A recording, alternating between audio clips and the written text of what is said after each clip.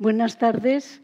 El tema que hoy nos trae a la Fundación Cañada Blanc en colaboración con la Real Academia de Medicina de la Comunidad Valenciana es el de consecuencias psicosociales de la DANA. En primer lugar, tengo que presentarles a la doctora Marisa Salanova, doctora en Psicología y catedrática de Psicología Social en la Universidad Internacional de la Universidad de la UGI, Universidad Jaime I de Castellón. Ella es directora del equipo de investigación sobre prevención social y organizaciones saludables y autora de numerosos libros. Solo voy a mencionar uno que es muy importante para el día de hoy, que es La resiliencia, cómo me levanto después de caer. Bienvenida, Marisa, a esta reunión. Yo voy a empezar por pedirte que nos hables de un punto que tú has planteado como la DANA como evento traumático colectivo. Cuando quieras. Bien, pues muchas gracias. Yo, en primer lugar, quería agradecer a la Real Academia de Medicina y a la Fundación Cañada Blanc que me haya invitado. Mi primer acto también como miembro también de la Academia, así que feliz de estar aquí y de hablar de este tema relevante por todo lo que ha supuesto a la Comunidad Valenciana y a las personas que lo vivimos, porque estoy aquí un poco en un doble rol, como experta en el tema de resiliencia, pero también como víctima de la DANA. Así que pude experimentar en primera persona lo que escribía en los libros. Me gusta llamarle a la DANA la tormenta invisible, porque realmente ha sido un evento traumático colectivo, pero tiene, más allá de lo que se pudo ver y se pudo observar, tanto de forma vivencial como por televisión, pues hay unas heridas invisibles que quedan en la mente y en el corazón de las personas. Están los daños visibles, como son las calles inundadas, el fango, las viviendas destrozadas, pero luego están esas marcas profundas en la salud mental, en las dinámicas laborales, en las organizaciones y en las comunidades. Y, por supuesto, pues todas las pérdidas humanas que supuso y ha supuesto la DANA. Así que a mí me gustaría, es un evento traumático colectivo, pero me gustaría que lo pudiéramos enfocar por el trauma, claro que sí, pero también por la resiliencia o por aquello positivo que podemos sacar de esta situación. Bien, el segundo punto del que me gustaría que nos hablaras son cuáles son, en tu opinión, las consecuencias psicosociales a nivel personal, laboral y comunitario. Sí, me centraré un poco en estos tres factores.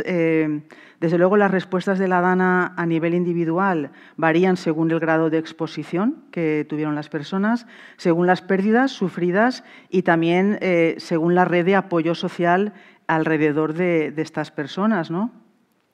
Entonces, los números no están todavía claros. Se habla de 227 víctimas mortales, pero bueno, frente a eso, que fue lo peor, también es cierto que a nivel emocional pues fue común observar, y todavía se sigue observando, emociones como el miedo intenso, la sensación de vulnerabilidad, la fragilidad de la vida, que quizá pues es lo que pudimos darnos cuenta, y lo que primero observé en esa noche fue lo frágil que es la vida, que en un momento dado pues puede cambiar todo. También trastornos del sueño como insomnio o pesadillas. Ya más adelante, pues quizá la hipervigilancia continua ante anuncios de mal tiempo o alarmas que hemos estado viendo, por ejemplo, a principio de este mes de marzo. Sin ir más lejos, teníamos alertas y la gente pues estaba hipervigilando por el miedo a lo que pudiera pasar. Y después también los trastornos de ansiedad, el trastorno de estrés postraumático en los casos más graves. Entonces, el proceso es, la primera reacción a una catástrofe natural es el miedo, un miedo intenso a no saber qué está pasando. Se activa así el sistema de alerta, preparándonos para huir o para luchar. en función de la situación y ese estado permanente de alerta, ¿no?, que observamos. Muchos supervivientes también desarrollan lo que se llama el miedo anticipatorio a lo que pueda pasar ante un desastre. Es un miedo que no es irracional, sino que nos prepara para posibles situaciones y futuras amenazas, además de la incertidumbre, la pérdida de control sobre la situación, esa fragilidad que contaba y esa desolación o vacío emocional. Luego, a nivel laboral, también es verdad que muchos negocios quedaron destruidos, muchas pequeñas empresas igual ya ni se plantean volver a abrir. Un estudio del IBI, del Instituto Valenciano de Investigaciones Económicas, estimó que las pérdidas globales ocasionadas por la DANA superaron los 17.000 millones de euros, afectando un 20% de los activos públicos y privados. Es muchísimo, pero sobre todo también es el impacto emocional y organizacional en las empresas. Las organizaciones también sufren.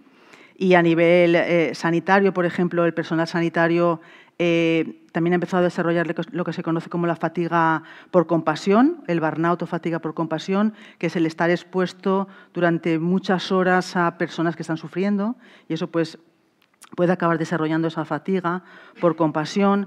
También es verdad que a nivel laboral hubieron algunas organizaciones que siguieron presionando a sus trabajadores que fueran a trabajar en los días siguientes cuando no tenían vehículos, y entonces eso también supuso pues mucha presión y estrés, y desde luego también hemos encontrado, viendo esa parte también positiva, que muchas organizaciones que han podido sobrevivir a la catástrofe se centran en ese nuevo reto que es la reconstrucción, no solo a nivel técnico y social, sino también emocional. Y luego, a nivel comunitario, podemos hablar de ese desgaste social o esa resiliencia comunitaria, porque sí que es verdad que surgió en esta situación toda esa solidaridad espontánea por parte de muchos voluntarios, que lo agradecimos muchísimo, y aquí doy fe de lo que pasó, y también la creación espontánea de grupos de ayuda, grupos de apoyo entre las comunidades, los barrios, los vecinos, para limpiar escombros, para compartir comida, acompañar, y desde luego todas esas iniciativas a nivel comunitario pues suponen esa conexión humana que es la recuperación. Por ejemplo, sin ir más lejos, vecinos de un pueblo del Horta, que es Alfafar, en los Alfalares, pues crearon esas brigadas ciudadanas, quedaron muy destrozadas las casas y empezaron a limpiar calles, ayudar a personas mayores, coordinar donaciones, y a partir de ahí surgió una asociación de damnificados de la DANA, bueno, de la que soy asociada, y que son redes sociales que se han podido construir y mantener en esta situación. Así que, bueno, pues estas comunidades podemos expresar el dolor y la situación de encontrar un poco sentido a lo vivido, de lo que hablaré un poco más tarde. Pero, desde luego, pues bueno, sí que es verdad que uno de los trastornos, como comentábamos, pues tiene que ver con el trastorno postraumático, ¿no?, de estrés postraumático. Bien, pues si te parece voy a hablar perfecto. yo un poco, como habíamos quedado, del impacto que ha tenido sobre todo la salud mental. Es evidente que la palabra trastorno por estrés postraumático es un diagnóstico o un punto que aparece en el año 1980 a raíz de los estudios que los norteamericanos hacen sobre los que vienen de la guerra de Vietnam.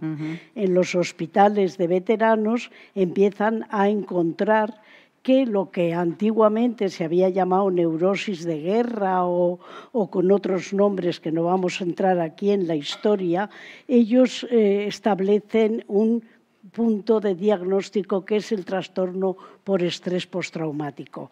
Y, curiosamente, tú has mencionado ya en parte lo que es el trastorno postraumático agudo, el que aparece justo en el momento clave de cuando ocurre la catástrofe, con la desolación, la desesperanza, el miedo, incluso la rabia, la ira en ocasiones, que ocasiona a veces conductas difíciles. Pero realmente cuando se puede empezar a hablar de trastorno por estrés postraumático es después de los 3 meses, por eso hemos elegido hablar hoy, aquí en este momento, que hace 5 meses más o menos que ocurrió la Dana, porque ahora ya podemos tener más conocimiento de cuáles han sido las consecuencias un poco aún todavía medio plazo. Este trastorno por estrés postraumático puede presentarse a partir de los 3 meses, pero muchas veces no comienza hasta los 6 meses después del acontecimiento traumático grave. Es un trastorno que puede tener lo que llaman los expertos un trastorno postraumático diferido. Diferido quiere decir que puede aparecer al cabo de muchos meses después incluso de haber sucedido el acontecimiento. Es como si se hubiera, digamos, resistiendo durante cierto tiempo y después aparece.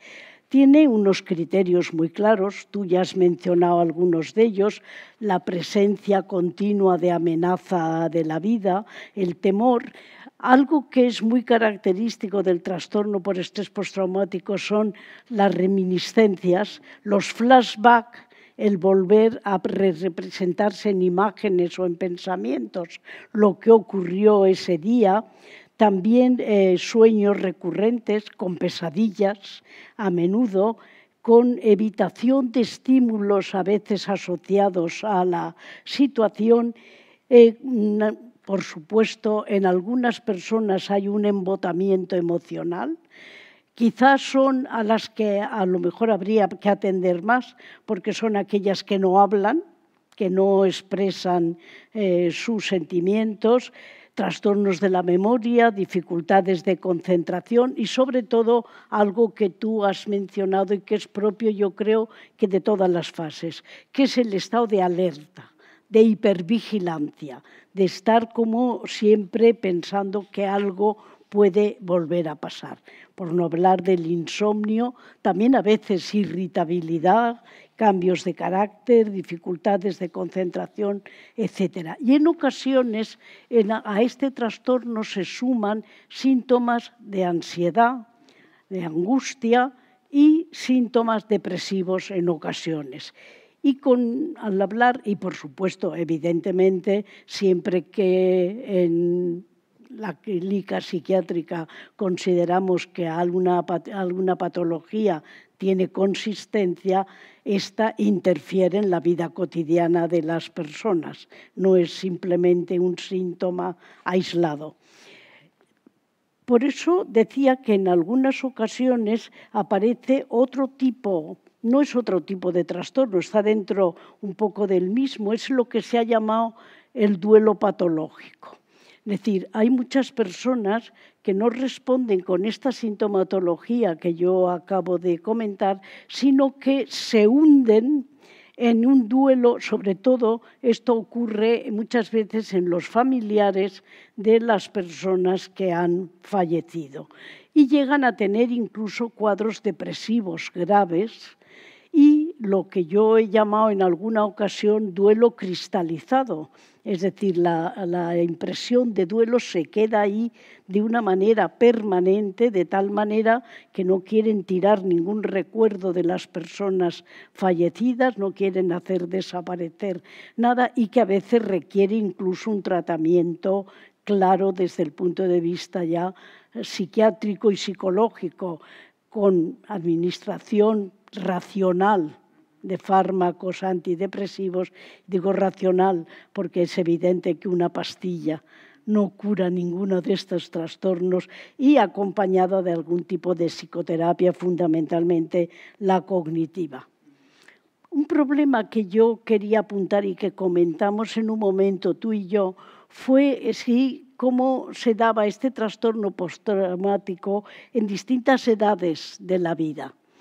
En los niños, por ejemplo. Pues en los niños es frecuente que puedan aparecer pesadillas, sueños aunque no lo aparenten, aunque los niños no lo manifiesten, a veces el diagnóstico de que hay un trastorno postraumático en un niño se ve en los dibujos que pinta en el colegio, los dibujos que traslada en imágenes sus miedos, su terror, pesadillas y a veces con dos orientaciones, o niños que se hacen más irascibles y más agresivos, o por el contrario, niños retraídos. Muchos de ellos con una sensación de desamparo. Por eso se recomienda, y yo creo que así se ha entendido en la reconstrucción, que la escolaridad se recupere cuanto antes, para que los niños vuelvan un poco a una cierta situación de normalidad dentro de lo ocurrido. Yo no voy a hablar, porque además no tenemos todavía datos que nos hayan podido proporcionar los sistemas sanitarios de lo que ocurre en los adolescentes. Antes de que apareciera la DANA, todos sabemos que a la salud mental le ha preocupado mucho los temas de los adolescentes. Adolescentes con un incremento de riesgo de suicidio, de aumento de drogas, etc. No sabemos si en este sentido, porque probablemente yo le pediría aquí ahora al profesor Viña que más adelante pudiéramos hacer otra reunión sobre el tema para ver qué ha pasado con los adolescentes. En principio, por los compañeros que yo he consultado, no parece haber habido un incremento grande de conflictos y luego yo creo que hay un dato muy bonito. Y es que entre los voluntarios que tú has mencionado que acudieron en la procesión que iba hacia los lugares más damnificados, había cantidad de adolescentes. Por lo tanto, evidentemente, el impacto puede que en este caso se pudiera considerar como algo más positivo. Es evidente que también hay que hablar. ¿Qué pasa con las personas mayores? Las personas mayores pues, han sufrido, por supuesto, tú me has comentado que los trastornos que padecen, las enfermedades, pueden haber empeorado. Cualquier factor estresante empeora una enfermedad.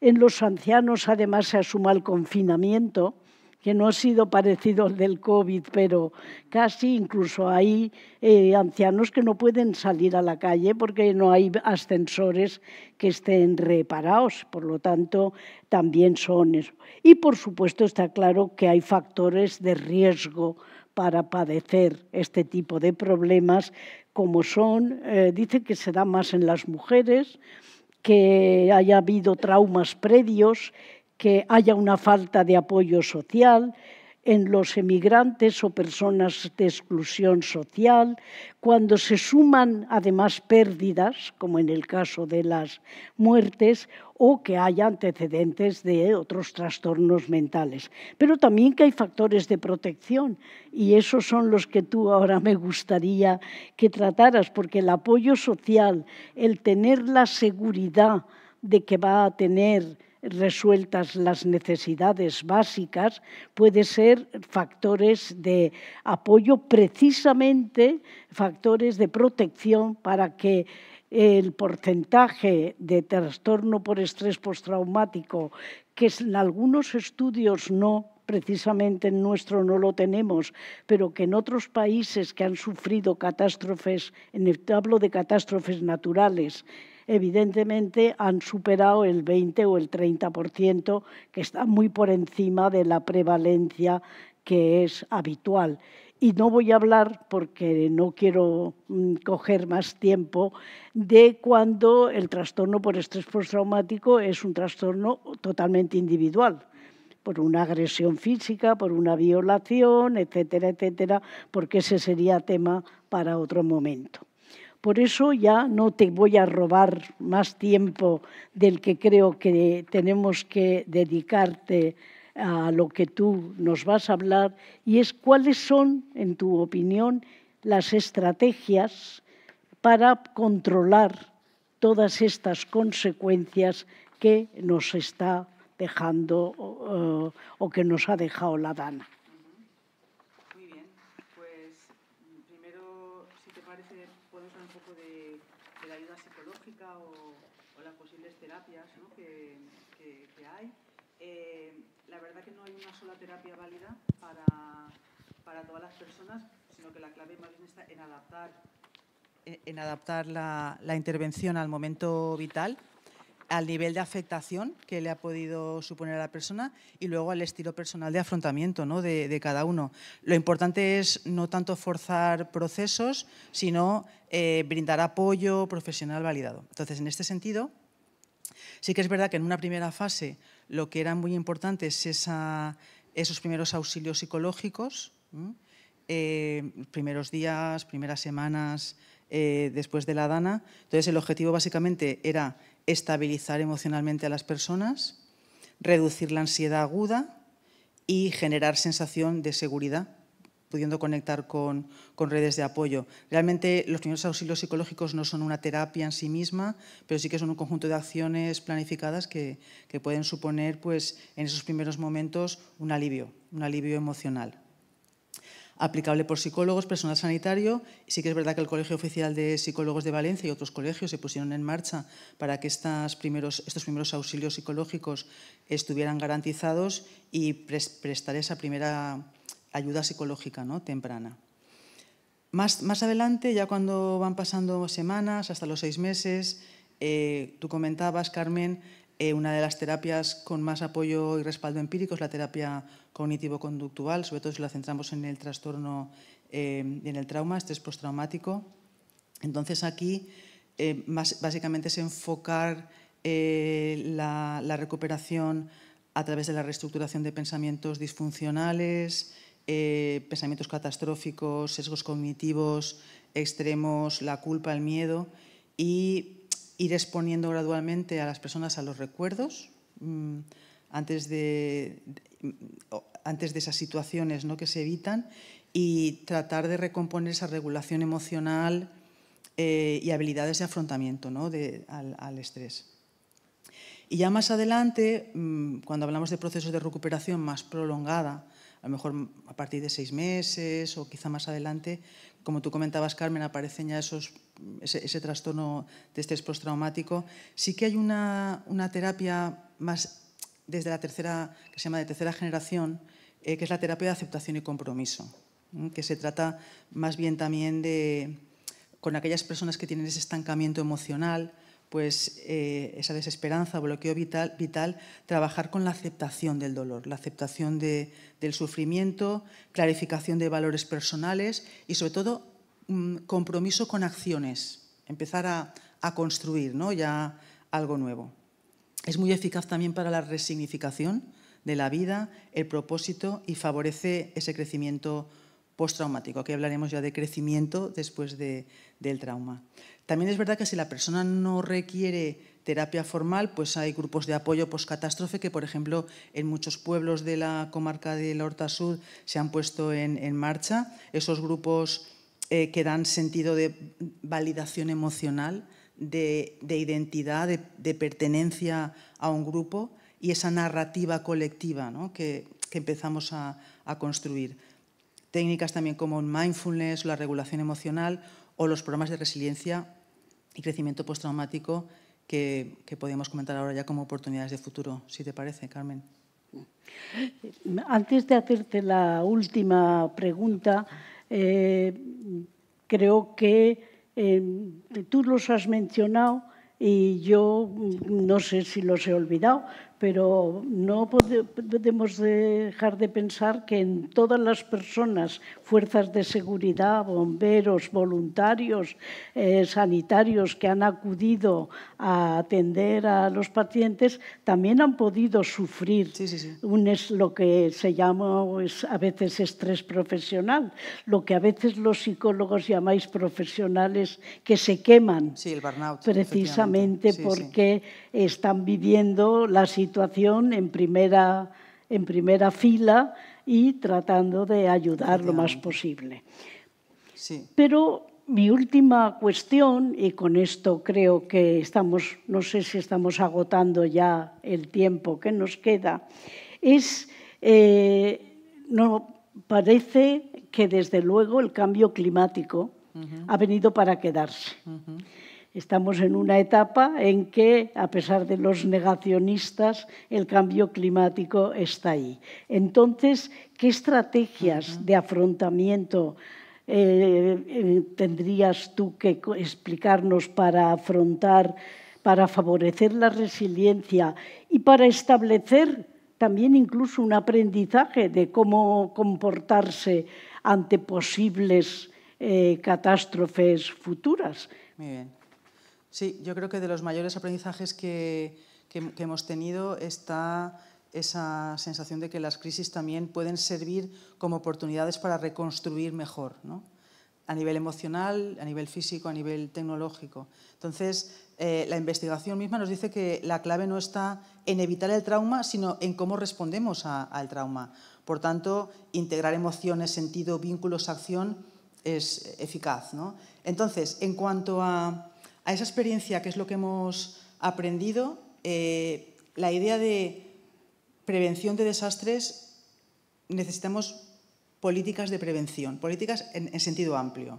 Es decir, primero, incorporar primeros auxilios psicológicos. Yo creo que esto tiene que estar dentro de los planes de protección civil, integrar la salud mental en los planes de respuesta a emergencias, como se está haciendo, e incluso de forma más organizada. Luego, promover la educación emocional comunitaria, preparación ante emergencias. La DANA ha sido una oportunidad para fortalecer la preparación psicológica ante desastres, pero quizá en los centros educativos creo que a partir de ahora podemos coger modelo como Japón, ¿no? Japón, con todos los desastres que tienen, son un modelo en donde la educación continua, el entrenamiento práctico, hasta 18 simulacros hacen al año, ¿no? en los centros educativos, una técnica japonesa que se llama Bosai Zukin, que analizando esta información he visto que es como una capucha inífuga que tienen los niños en sus pupitres que les sirven para poder salir de cualquier catástrofe, ¿no? Entonces, yo creo que tenemos que ver modelos que funcionan y ir aplicándolos. Luego, como tú comentabas, el rol de los profesionales de la salud y de la psicología en la recuperación, esa sensibilización sobre el impacto emocional, estrategias de autocuidado para los propios profesionales, porque a ver quién cuida al cuidador, ¿no? Es un tema que hemos estado trabajando con el burnout y esa fatiga por compasión, y generar también una cultura política frente a emergencias y desastres basada en la eficacia, que den respuestas rápidas a las catástrofes y nos hagan sentir esa seguridad psicológica que nos faltó una vez ocurrió el desastre. Entonces, en este tema, sí que es verdad que las estrategias de afrontamiento yo las había un poco dividido en función de si la resiliencia es a nivel individual o es a nivel más colectivo, y sí que es verdad que la resiliencia, como comentaba antes, ha sido algo que hemos podido aprender, esa capacidad de seguir funcionando bien incluso en situaciones adversas, como se define la resiliencia. Y hemos aprendido también otros conceptos como el crecimiento postraumático, ya no el estrés postraumático, sino cómo crecer en el trauma, es decir, cómo aprender de estas situaciones e incluso mejorar en cuanto a nivel de bienestar, atendiendo a la protección para futuras amenazas, ¿no? Como tú comentabas, Carmen. Y luego hay un concepto que a mí me resonó mucho y que lo pude vivir, que es el de longanimidad. La longanimidad es un concepto que no se utiliza ya prácticamente en nuestro lenguaje, pero que viene del latín longus, largo, y animus, alma, alma extensa. Es decir, esa sensación de que esto va para largo, que necesitamos perseverancia, que esto no ha acabado, que tenemos que seguir luchando, y esa sensación de resiliencia a largo plazo es lo que tiene este concepto de longanimidad, ¿no? de perseverancia y constancia de ánimo frente a la adversidad, que también hemos aprendido. Entonces, yo creo que como estrategias de afrontamiento hablaría de 5 sobre todo. Una primera es empezar a desarrollar rutinas, autocuidado y recuperación del control. Es muy importante esa sensación de que volvemos a tener control con nuestra vida. Yo hablo con la gente en el barrio y me dicen, es que queremos volver a la vida de antes, a lo que teníamos antes. Ya no queremos ni hablar de esto, queremos volver a estar como estábamos, ¿no? Entonces, esa sensación de restaurar el control esa sensación de control es importante. Y el autocuidado, la alimentación, el ejercicio físico, el sueño, el poder dormir con tiempo, aparece como importante. Por tanto, volver a las rutinas, aprender de lo positivo, de las emociones positivas, aprender a expresar la emoción y a regular nuestras propias emociones, permitirnos y validar las emociones negativas, porque lo que no podemos hacer es evitar o poner en un cajón las emociones negativas. Tenemos que saber expresarlas y poderlas validar, ¿no? El conocimiento y el uso de las propias fortalezas, de nuestro propio autoconocimiento, esa responsabilidad emocional que tenemos, no solo para sentirnos bien nosotros, sino porque cuando nos sentimos bien también contagiamos a nuestro entorno. Por tanto, somos responsables también de las emociones de los demás. Por tanto, esa necesidad de reencuadrar la tragedia desde la óptica del propósito de vida, ¿no? Es decir, ya sé que voy un poquito más hacia la espiritualidad, pero también es importante. La reestructuración cognitiva, ya no solo en la terapia, sino nosotros mismos, ¿no? En la medida de lo posible, identificar y cuestionar pensamientos catastrofistas o de culpa y poder transformar esas ideas en ideas más funcionales y optimistas.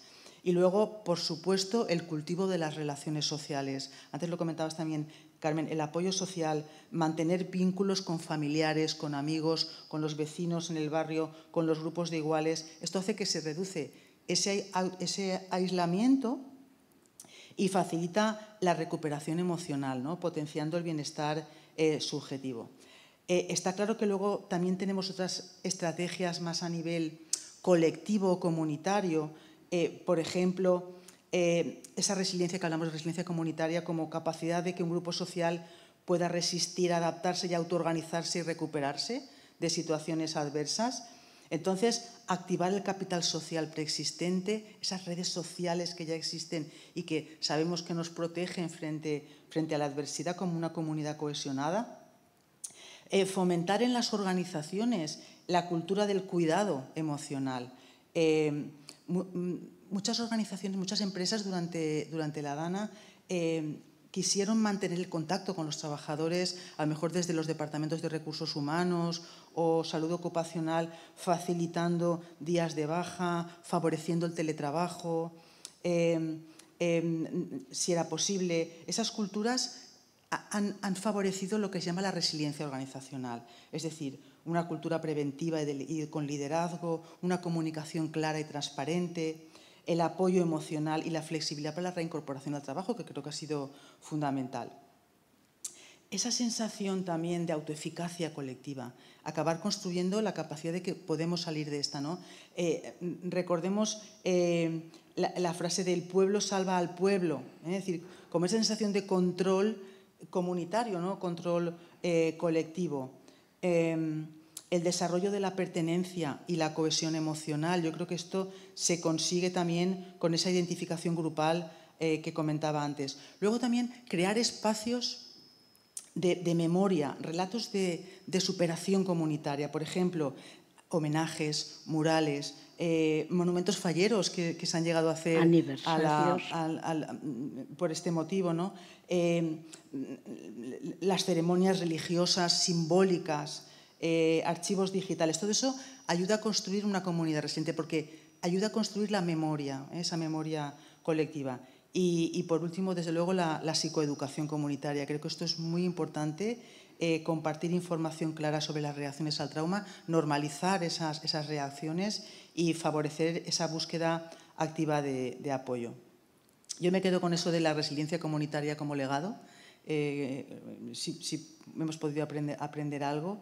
Y me gustaría cerrar con una frase que dice algo así como que la verdadera resiliencia no es la capacidad de resistir a la tormenta, sino que es la habilidad de reconstruir juntos después del trauma. Así que muchas gracias. Pues muy bien, muchísimas gracias. Tenemos unos minutos para que nos llegue alguna pregunta por parte del público. ¿No hay preguntas? Bien. Pues yo solamente darte las gracias. Creo que a todo lo que acabas de decir también sería importante que cuando, si por desgracia ocurre otra catástrofe, también nos hayan enseñado cómo reaccionar ante ella, de qué es lo que hay que hacer. Hay que subir los coches, hay que meterlos en los garajes, es por poner un ejemplo un poco eso, porque a veces, yo hace muchos años, y con esto voy a terminar, tuve ocasión de trabajar con el profesor Chuliá, al que muchos de los presentes conocen, en emergencias junto con el Hospital Militar.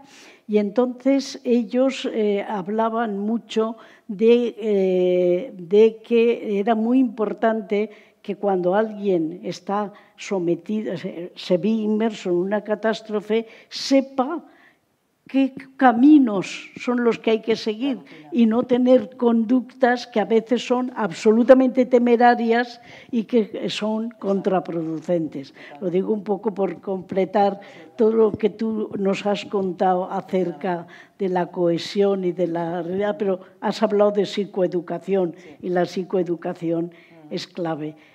Darte las gracias porque creo que una persona como tú, yo no había hecho referencia, pero tú sí la has hecho, a que has vivido demasiado de cerca esta catástrofe, y creo que hoy hemos sabido un poco más acerca de lo que ha supuesto esta terrible tragedia para los damnificados y yo creo que para todos nosotros.